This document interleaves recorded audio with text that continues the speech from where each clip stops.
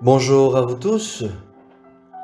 Écoutons l'évangile de Jésus-Christ selon saint Marc au chapitre 6, les versets 14 à 29.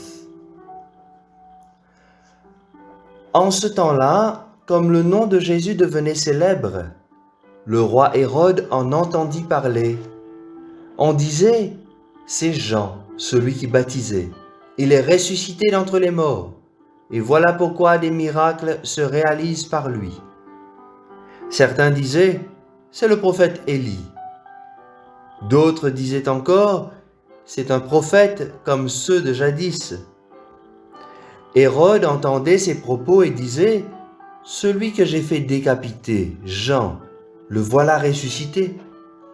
Car c'était lui, Hérode, qui avait donné l'ordre d'arrêter Jean et de l'enchaîner dans la prison à cause d'Hérodiade, la femme de son frère Philippe, que lui-même avait prise pour épouse.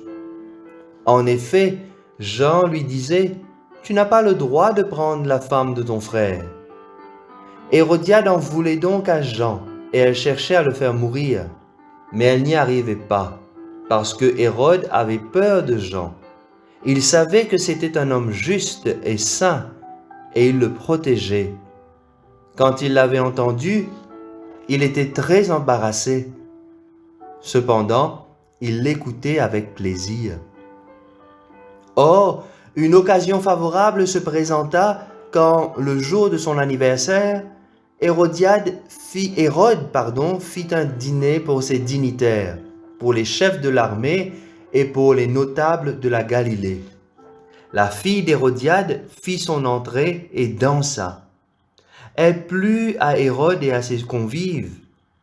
Le roi dit à la jeune fille, « Demande-moi ce que tu veux, et je te le donnerai. » Et il lui fit ce serment, « Tout ce que tu me demanderas, je te le donnerai, même si c'est la moitié de mon royaume. » Elle sortit alors pour dire à sa mère, « Qu'est-ce que je vais demander ?» Hérodiade répondit, « La tête de Jean, celui qui baptise. » Aussitôt la jeune fille s'empressa de retourner auprès du roi et lui fit cette demande. « Je veux que tout de suite, tu me donnes sur un plat la tête de Jean le Baptiste. » Le roi fut vivement contrarié, mais à cause du serment et des convives, il ne voulut pas lui opposer un refus. Aussitôt, il envoya un garde avec l'ordre d'apporter la tête de Jean. Le garde s'en alla décapiter Jean dans la prison. Il apporta la tête sur un plat, la donna à la jeune fille, et la jeune fille la donna à sa mère. Ayant appris cela, les disciples de Jean vinrent prendre son corps et le déposèrent dans un tombeau. Acclamons la parole de Dieu. Chers amis, bonjour encore une fois. En ce vendredi 5 février, nous venons d'entendre un récit que nous connaissons bien. C'est la mort tragique de Jean-Baptiste qui nous est racontée, surtout les circonstances autour de ce crime. Le fait de tuer Jean-Baptiste ne change rien au péché d'Hérode et de celle qu'il a prise comme femme, comme épouse, Hérodiade. Ils ont choisi de vivre dans une situation compromettante. Et au lieu d'accepter leur tort, leur péché et de se convertir, ils font taire Jean en le décapitant.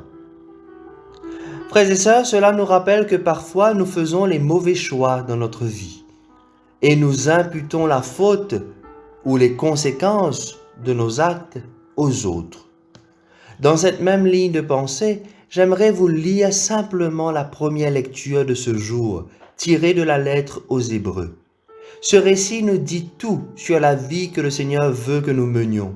Certes, elle est exigeante, mais au final, c'est le bonheur qui nous est assuré.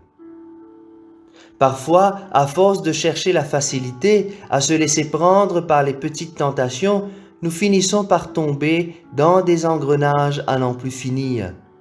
Et les petits plaisirs deviennent vite des cauchemars.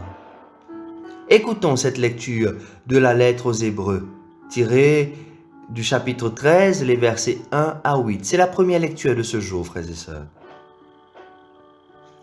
Frères, que demeure l'amour fraternel.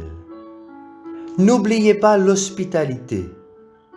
Elle a permis à certains, sans le savoir, de recevoir chez eux des anges. Souvenez-vous de ceux qui sont en prison, comme si vous étiez prisonniers avec eux. Souvenez-vous de ceux qui sont maltraités, car vous aussi, vous avez un corps. Que le mariage soit honoré de tous, que l'union conjugale ne soit pas profanée, car les débauchés et les adultères seront jugés par Dieu. Que votre conduite ne soit pas inspirée par l'amour de l'argent. Contentez-vous de ce que vous avez, car Dieu lui-même a dit « Jamais je ne te lâcherai, jamais je ne t'abandonnerai. » C'est pourquoi nous pouvons dire en toute assurance « Le Seigneur est mon secours, je n'ai rien à craindre. Que pourrais-je me faire un homme ?» Souvenez-vous de ceux qui vous ont dirigés. Ils vous ont annoncé la parole de Dieu. Méditez sur l'aboutissement de la vie qu'ils ont menée et imitez leur foi.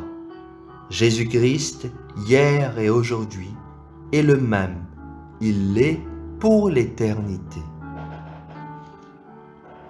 Voilà, frères et sœurs, j'espère que vous aurez le temps de reprendre ces lectures, les méditations de cette semaine, profiter du week-end peut-être pour les réécouter et laisser ces paroles pénétrer notre cœur et apporter les changements qu'il faut dans notre vie.